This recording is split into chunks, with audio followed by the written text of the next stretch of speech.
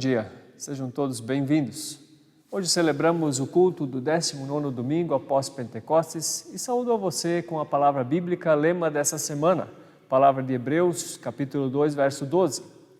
Ó Deus, eu falarei a respeito de Ti aos meus irmãos e Te louvarei na reunião do povo. Essa palavra é uma citação do Salmo 22. Originalmente estava na boca do salmista como um testemunho de Deus em sua vida.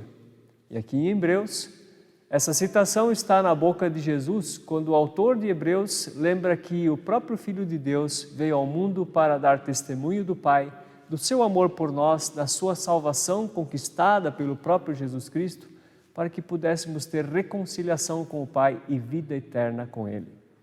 Ainda hoje, Jesus Cristo continua dando testemunho do Pai e nos convidando para a reconciliação e comunhão com Ele. E Jesus Cristo faz por meio da sua palavra. Desejo que nesse culto, pela palavra de Deus, pela pregação dela, Jesus Cristo venha a nosso encontro, nos envolva com o amor de Deus, nos console com o seu perdão, nos conforte e nos confronte com a sua palavra e nos ilumine e nos guie com o Espírito Santo. Nos abençoe assim de tal maneira que a sua palavra seja para nós palavra de vida eterna. A graça do Senhor Jesus Cristo, o amor de Deus e a comunhão do Espírito Santo sejam com todos vocês. Convido a nos dirigirmos a Deus em oração. Senhor Deus, nosso Pai em Jesus Cristo, agradecemos pela dádiva desse novo dia. Louvamos a Ti por manifestares a Tua bondade e a Tua misericórdia sobre nós, por dispensares o Teu cuidado amoroso para conosco e por Te fazeres presente em nossa vida em todos os momentos, tanto nos momentos bons como nos momentos difíceis. Na certeza de que nós somos acolhidos por Ti, queremos lembrar e reconhecer que isso só é possível por Tua graça manifestada a nós em Jesus Cristo. Nós, na verdade, merecemos o Teu juízo, o Teu castigo e a Tua ira, porque somos pessoas pecadoras. Nos desviamos da Tua palavra, não Te obedecemos e, consequentemente, envergonhamos o Teu nome e prejudicamos o nosso próximo. Nós desconfiamos de Ti e fazemos a nossa vida depender de outras circunstâncias e não somente de Ti. Por isso pedimos o Teu perdão, que em Jesus Cristo veio até nós e se humilhou, e na sua morte de cruz nos trouxe salvação. Pedimos que Tu renoves em nós a confiança de que somos Teus e nos ajude a viver de modo digno da Tua salvação. Ajuda-nos a ter alegria em Ti e na Tua pessoa, na Tua presença, nos Teus planos e no Teu reino. Ajuda-nos a ouvir a Tua palavra e crer. No Teu santo nome que oramos. Amém. Convido a vocês para louvar a Deus, na presença de quem nós estamos, e logo após ouviremos a pregação da Palavra de Deus, trazida hoje pelo professor Dr. Werner Wiese. A Tua palavra é semente, e Tu és o semeador. O meu coração é a terra que Tu semeaste, Senhor. A Tua palavra, Senhor. A Tua palavra, a Tua palavra é o amor. Meditando num certo dia na Tua palavra, Senhor, senti que do alto descia a força do Consolador. A Tua palavra, Senhor. A Tua palavra, a Tua palavra é amor. Um cordial bom dia a todas as pessoas que acompanham esse culto devocional, seja isso pelo YouTube ou de forma presencial aqui na FLT. Eu leio o texto previsto para a pregação de hoje.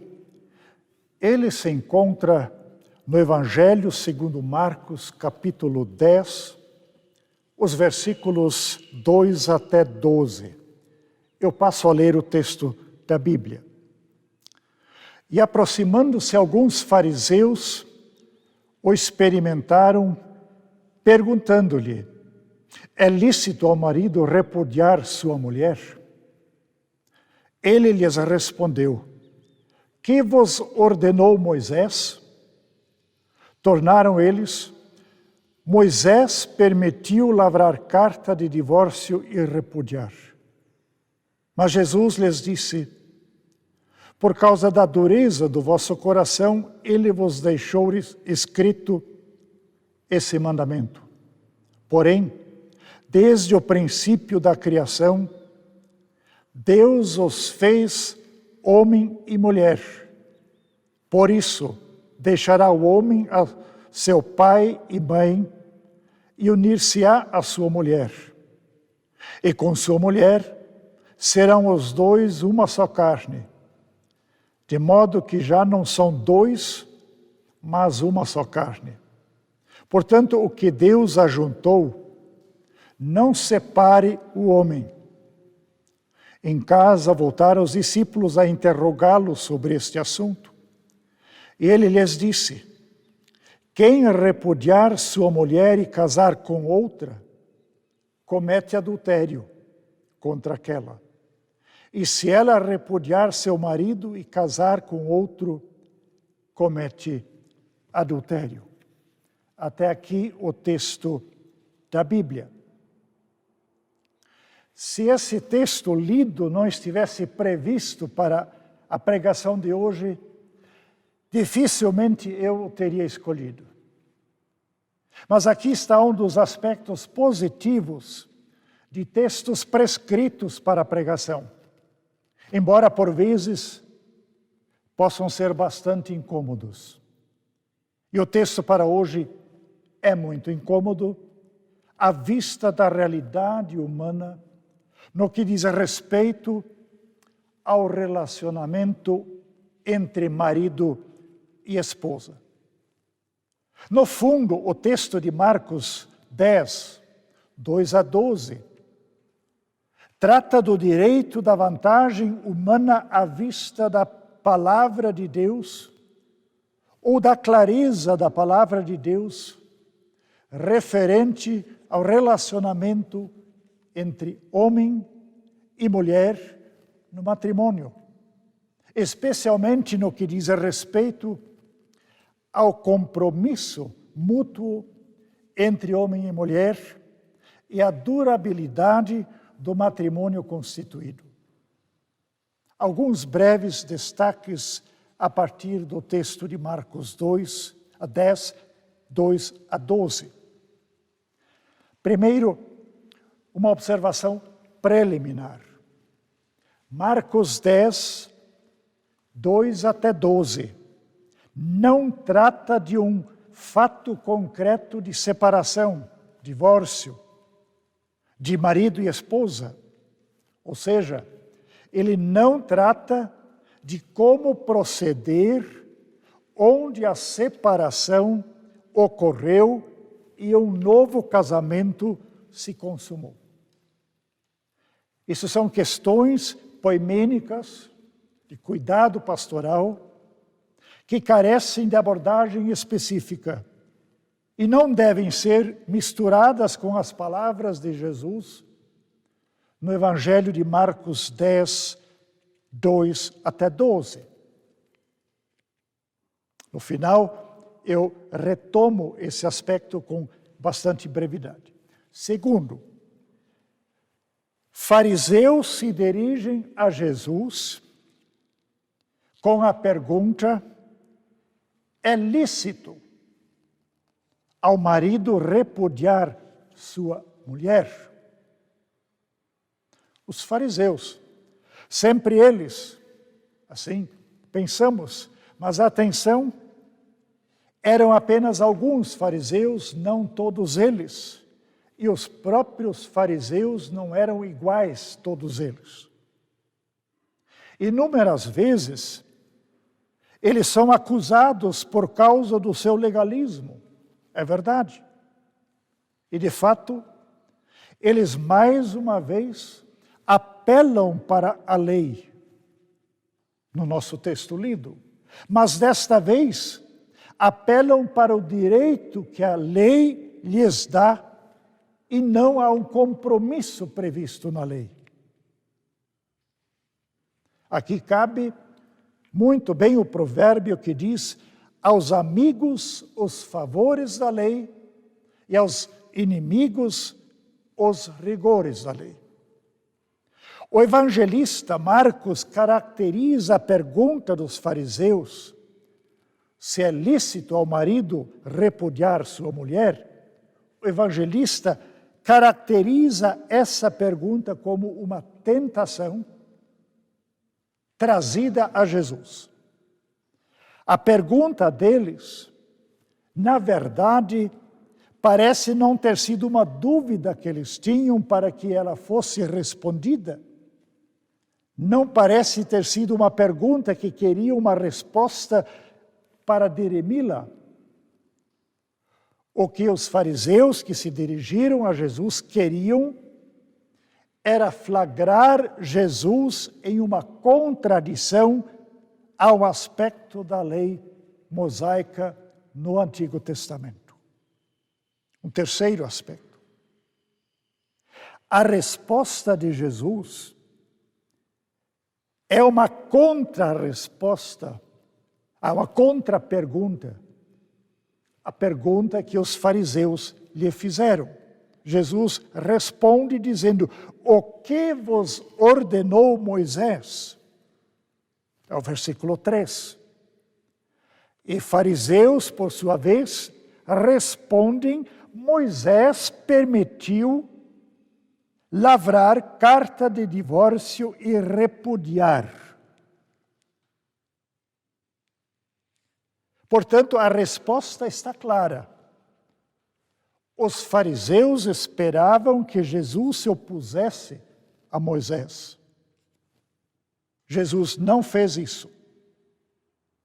Ao mesmo tempo, Jesus aprofunda a questão, ele vai ao âmago da questão do relacionamento entre marido e esposa, respectivamente, a permissão de lavrar carta de divórcio e repudiar.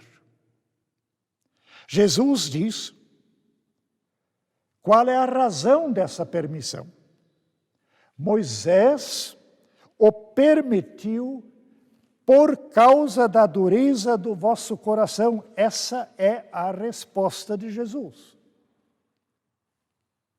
Essas palavras muitas vezes são interpretadas como um consentimento ou uma forma de amenizar a culpa implicada na separação de marido e esposa. Tipo, uma separação legalizada e um novo relacionamento legalizado resolvem a questão.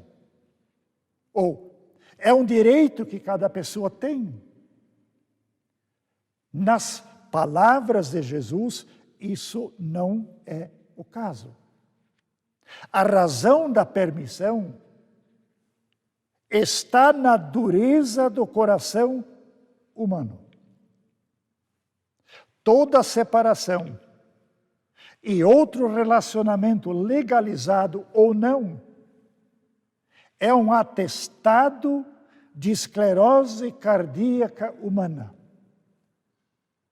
Portanto, a permissão da carta de divórcio e com isso o repúdio público não é tratamento do coração que causa a separação.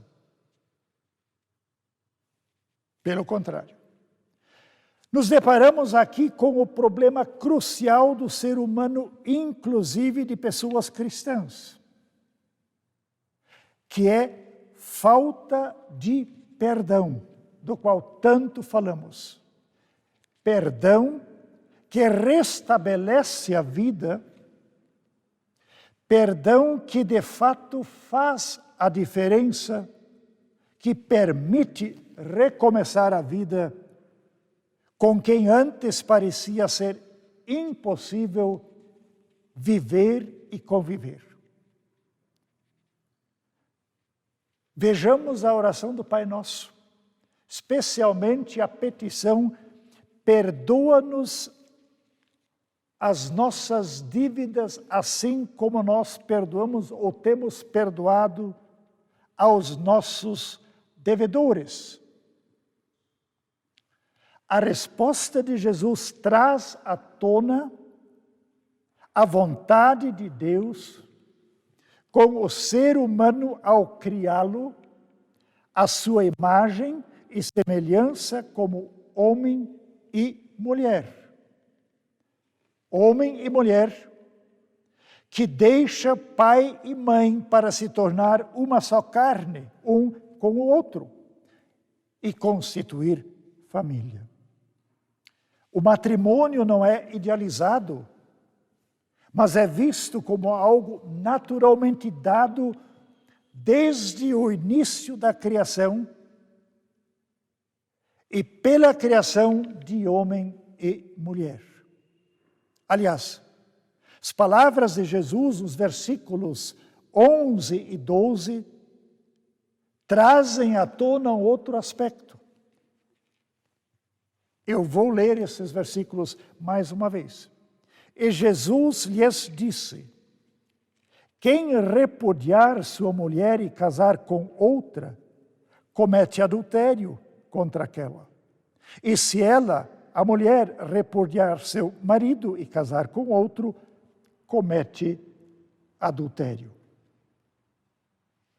Essas palavras evidenciam que o novo casamento não resolve o passado, mas acentua a culpa, pois configura adultério. Duras são estas palavras, com certeza. Como suportar tais palavras? Eu termino com um quarto e último aspecto, aqui com uma nota poemênica ou de cuidado pastoral, a parte do texto que nós lemos. Como é que fica com pessoas afetadas por separação no matrimônio e novo casamento? Há uma diferença grande entre repúdio de atitudes que pessoas têm ou tomam e a pessoa que foi existencialmente afetada pelas atitudes. Exemplos reais da vida humana, nua e crua como a vida humana é, atestam que regras legais não são capazes de ajudar ou transformar o coração esclerosado do ser humano. Nem a liberação de divórcio e novo casamento, pela qual o ser humano pudesse se esquivar da sua culpa. Não. Separação de marido e esposa e um segundo casamento são um estado, abre aspas, de exceção e não são uma gramática da regulação própria da vida. Circunstâncias específicas, como no caso de separação e o eventual segundo casamento, requerem atenção especial, cuidado específico, mas não requerem de uma regulamentação própria, antecipada. Tipo, caso ocorra uma separação e o novo casamento, então é isso, isso e aquilo. Se casos de exceção são regularizados antecipadamente, eles deixam de ser dolorosas exceções e se transformam em opção entre outras opções, sem que seja visto e tratado como estado não normal a partir da perspectiva da vontade do Criador. Neste caso, num primeiro momento, situações assim chocam. Depois, situações assim causam uma conformação com o que aconteceu. Pode-se dizer, não é ideal, mas é a realidade. E, por fim, o que são casos de exceções que precisam de cuidado específico, se transforma num novo normal, entre outras normalidades do casamento. Isso não se limita ao matrimônio, por exemplo, à separação, ao novo casamento, mas se estende às relações sexuais pré-conjugais, extraconjugais e outros relacionamentos ou outras atitudes da vida humana. E na comunidade cristã, a palavra de Deus é adaptada às necessidades e aos direitos de felicidade do ser humano, ao invés de o ser humano se orientar pela clareza da palavra de Deus. Exemplos de cuidado específico com pessoas em estado de exceção, eu vou chamá-lo desta maneira.